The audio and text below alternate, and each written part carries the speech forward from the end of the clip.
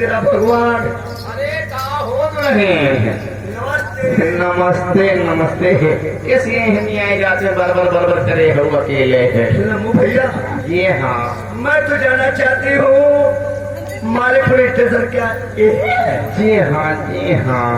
अरे मालीपुर स्टेशन ना बल्कि तू प्लेटफार्म पे खड़ी हो। क्या?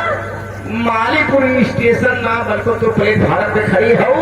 अब यही कहीं ट्रेन आई और बैठे हो जहाँ जाए कोई चली जाओ। तब मैं कहाँ जाऊँ भैया? भला भाई ये तो तू चली आओ उमरन गाँव में। अरे मैया तब मैं कहाँ जाऊँ नमो भैया? अब कहाँ हम बताए, चाहे डरावा चली जा चाहे बैरागल चली जा। नहीं तो मैं एक रहे एक काम करा भैया, हम तुम्हें आए हैं मजे तुझे कहा समय आए हैं, लेकिन हम तो रहे बेहोश मजे भाई भूसा भरम। दिशा भर। हाँ हाँ देसा भरम। एक काम करा तो यह बीच रोड पकड़ लिया। पगलू पीछ रो। हाँ हाँ बीच रोड चाहे खड़गंज जब पकड़ लिया। खड़गंज जब यह पकड़ लिया और बाएं बाएं घूम जाओ। बाएं बाएं। हाँ बाएं बाएं घूम जाओ भैया। अगवा जाओ अच्छी टीवी में। हेलो, अब देखिए मैं कहने जाऊंगी। अच्छा मैं चल रही हूँ। अच्छा इस मोड़ पे बैठूंगी। अच्छा अगर कोई मुसाफिर आएगा अच्छा मुलाकात जरूर करूंगी। तब का करे भलाई हो तुम्हार भला नहीं वीडियो से हर पिया हो भाई देश में कैसे हो जबरदस्त भाई।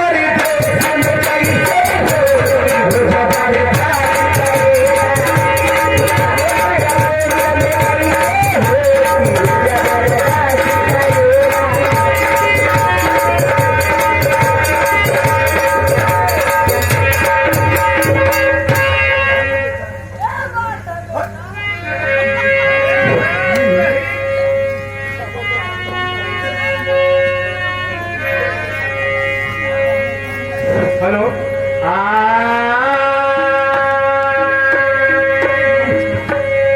अरे केतनी मधुर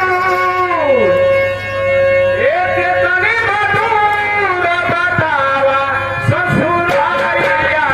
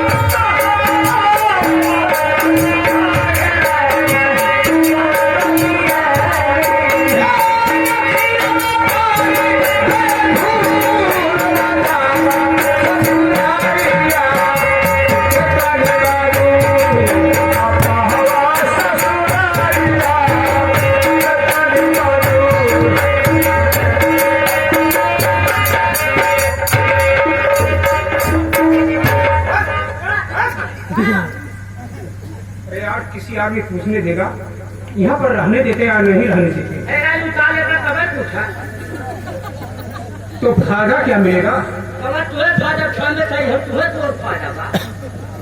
अरे भैया ऐसे तो मरचार बांटा हो।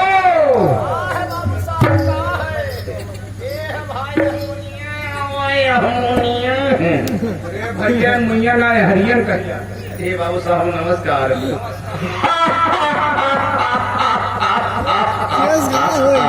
अरे बाबू साहब, बड़े दिनों के बाद आज आपसे मुलाकात हुई बाबू साहब। ये कहाँ से आवत है और कहाँ तक ये तैयारी बजा रहे बाबू साहब? ऐसा है यार,